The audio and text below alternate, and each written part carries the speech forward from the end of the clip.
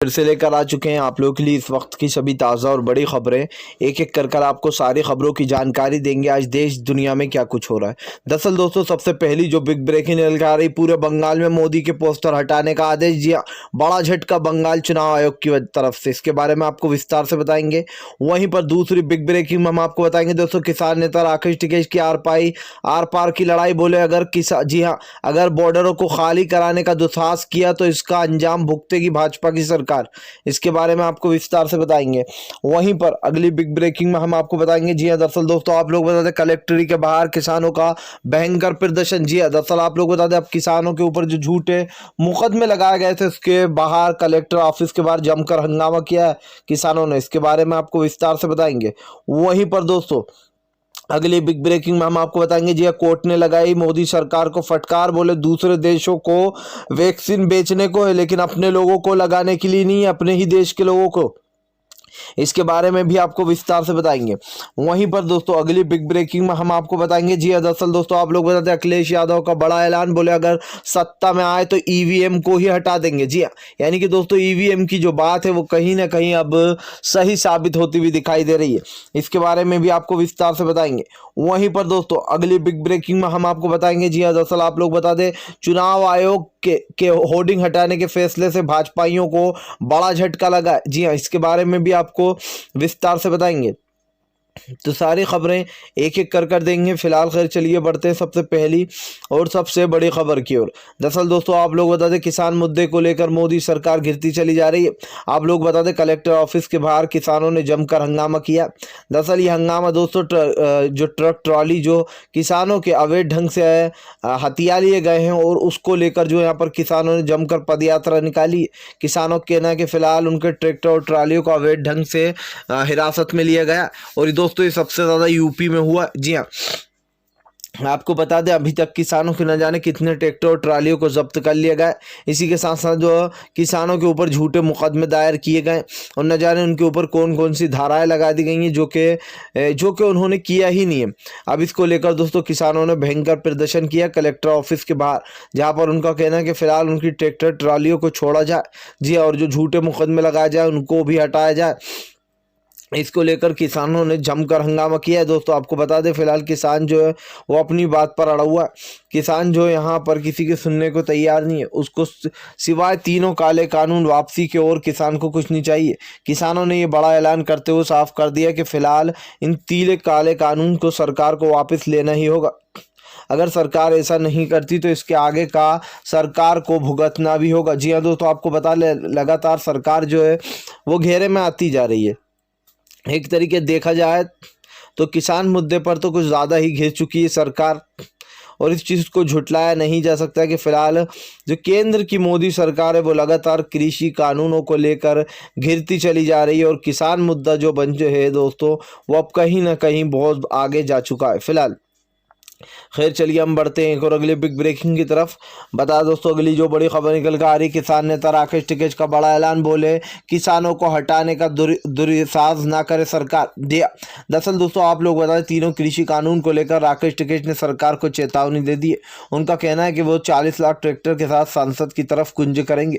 राकेश टिकैत ने कहा कि सरकार जो है हमें हटाने का दुस्साहस करने वाली, यानी कि कुछ प्लानिंग कर रही है, और सरकार ये सब कुछ ना करे, वरना चेतावनी सुन ले, इसका अंजाम बहुत बुरा होने वाला है। जी हाँ, राकेश टिकैत ने कहा कि यहाँ से किसान हिलने वाला नहीं, और अगर वहाँ से हटाने की कोशिश की गई किसानों को तो इसका अंजाम मोदी सरकार को भुगतना होगा।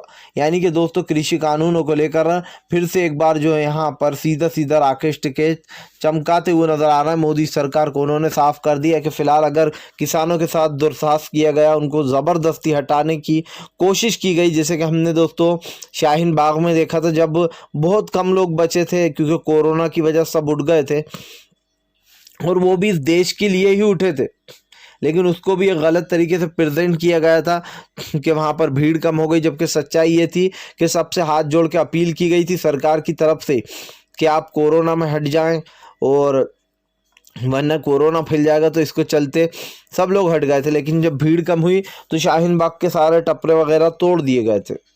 तो यहाँ पर भी ऐसा दुस्साहस ना करे सरकार, सीधा सीधा सरकार को राकेश टिकैत ने चेतावनी दे दी है फिलहाल। खैर चलिए हम बढ़ते हैं एक और अगली बिग ब्रेकिंग की तरफ। बता दोस्तों अगली जो बड़ी खबर निकल कर आ रही है फिलहाल आप लोग बता दें मोदी सरकार को बड़ा झटका। जी हाँ, आप लोग बता दें बंगाल चुनाव आयोग ने दिया बड़ा फैसला, बोले तत्काल में हटाया जाए मोदी के होर्डिंग। दरअसल दोस्तों आप लोग बता दें चुनाव को बंगाल में चुनाव आने वाले हैं और जिन जिन राज्यों में चुनाव आने वाले हैं वहाँ पर मोदी सरकार माइंड गेम खेलती हुई नजर आ रही थी। वहाँ पर मोदी जी ने जो उन्होंने कोरोना का टीका लगवाया था उसकी बड़ी बड़ी होर्डिंग बनवा कर जो जगह जगह लगवा दी गई थी और सर्टिफिकेट पे भी मोदी का फोटो बनाकर दिया जा रहा था, जिसके बाद लोगों ने आपत्ति जताई थी। तृणमूल कांग्रेस ने सवाल उठाए थे कि क्या जहां पर चुनाव होने वाला है वहां पर इस तरीके से प्रचार करना सही है क्या। तभी आप लोग बताएं दोस्तों चुनाव आयोग ने बड़ा फैसला लेते हुए कहा कि फिलहाल तत्काल में मोदी के जो होर्डिंग है वो हटा दिए जाए। और ये कहीं ना कहीं बड़ा फैसला भी है क्योंकि दोस्तों मोदी सरकार जो है वो चुनाव जीतने के लिए कुछ भी कर सकती है। ये साम दाम दंड भेद ये भाजपाई कुछ भी करते हैं और इसीलिए भाजपा को अब बड़ा झटका लग गया है फिलहाल। खैर चलिए हम बढ़ते हैं और अगली बिग ब्रेकिंग की तरफ। बता दोस्तों अगली जो बड़ी खबर निकल कर आ रही है अखिलेश यादव भड़के, बोले सत्ता में आते ही सबसे पहले ईवीएम को नष्ट करेंगे। जी हाँ, यानी कि दोस्तों जो ईवीएम के घोटालों की बात है, जो छेड़छाड़ की बात होती है वो कहीं ना कहीं 100% ना सही लेकिन 99% सच है।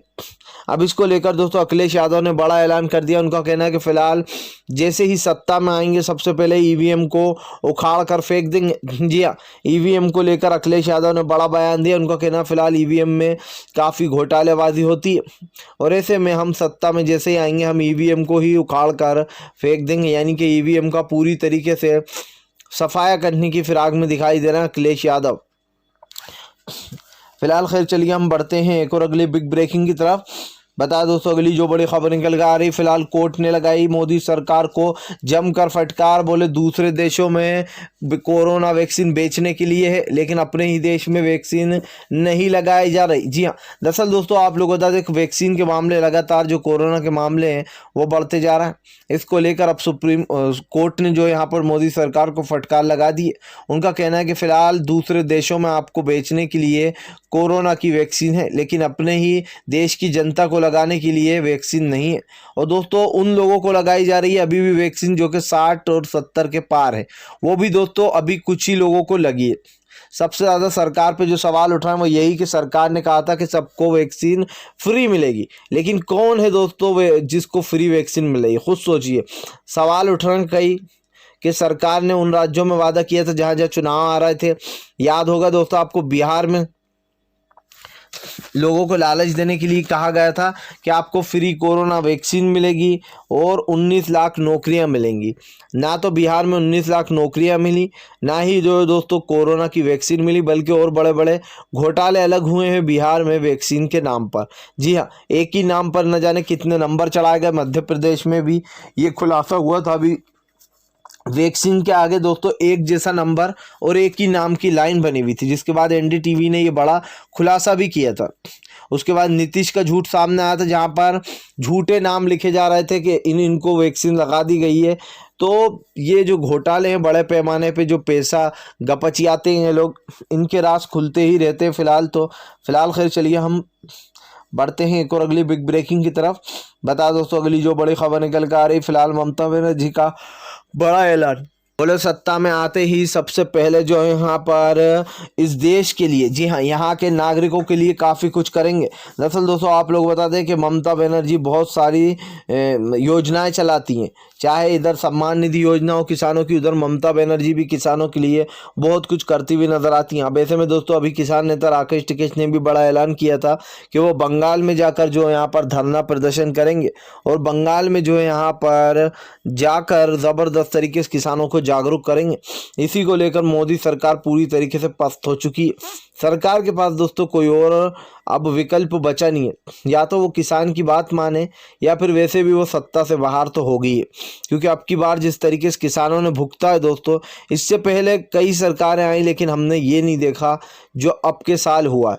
अब के साल की तो खैर बात छोड़ दीजिए, पूरे 7 साल जब से भाजपा के हैं तब से ही जो यहाँ पर देश की जनता परेशान है।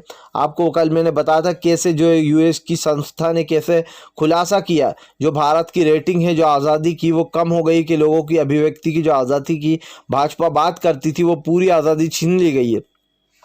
पहले हम 71वें स्थान पर थे, उसके बाद हमारी रेटिंग घटाकर जो है 67 कर दी गई। सोचिए दोस्तों, 71 से 67 पर आ गए हम। और वहाँ पर उस रिपोर्ट में साफ साफ ये बताया गया था कि फिलहाल जब से 2014 से भाजपा की सरकार सत्ता में आई, तब से लोगों की आज़ादी छीन ली है। वहाँ के नॉर्मल लोगों के ऊपर राजद्रोह का केस लगा दिया जाता है। वहाँ पर मजदूर, किसान, आम आदमी, पत्रकार, वकील, कोई मतलब ऐसा सगा नहीं दोस्तों जिसको मोदी सरकार ने ठगा नहीं। वो कहावत है ना कि कोई ऐसा सगा नहीं जिसको आपने ठगा नहीं, बस वही कहावत मोदी सरकार पर फिट बैठ रही है। क्योंकि मजदूर, किसान, वकील, पत्रकार, सोचिए दोस्तों, पत्रकार जो बेचारे सच्चे पत्रकार थे, जो गोदी मीडिया के पत्रकार नहीं थे, जिन्होंने दलाली नहीं की थी, उनको अभी तक अंदर पटक रखा। न जाने ऐसे कितने पत्रकार होंगे जिन्होंने 370 के टाइम या फिर एनआरसी CAA के टाइम सच्चाई छापी थी, जो दिल्ली दंगे हुए थे, सच्चाई बताने की कोशिश की थी, उनके ऊपर राजद्रोह लगाकर उनको अंदर पटक दिया गया। ये दोस्तों सोचने वाली बात है कि आज भी वो बेचारे लोग अंदर पड़े हुए हैं। जी हाँ, अभी भी उनको जो यहाँ पर जमानत नहीं मिली है। सोचिए दोस्तों, और जो मर्डर करते हैं, जो खून करते फिरते हैं, वो आराम से बाहर घूमते। जी हाँ, भाजपा के लोग जो कि रेप कर देते हैं, उनको बहुत जल्दी बेल मिल जाती है। ये सोचने वाली बात है। फिलहाल अगर आप भी शांतिपूर्ण ढंग से पीएम की इन सभी गलत नीतियों का दिल से विरोध करते हो और आप मानते हो ये सरकार एक तानाशाह सरकार है, इसको तत्काल में अपना इस्तीफा दे देना चाहिए, तो इस वीडियो को ज़्यादा से ज़्यादा शेयर कीजिए, लाइक कीजिए। और अगर आप हमारे चैनल पर पहली बार आए हैं तो सब्सक्राइब करने के साथ साथ पास में एक घंटी आएगी यानी कि बेल आइकन, उसको ज़रूर दबाइए ताकि हमारे हर वीडियो की अपडेट आपको मिल पाए।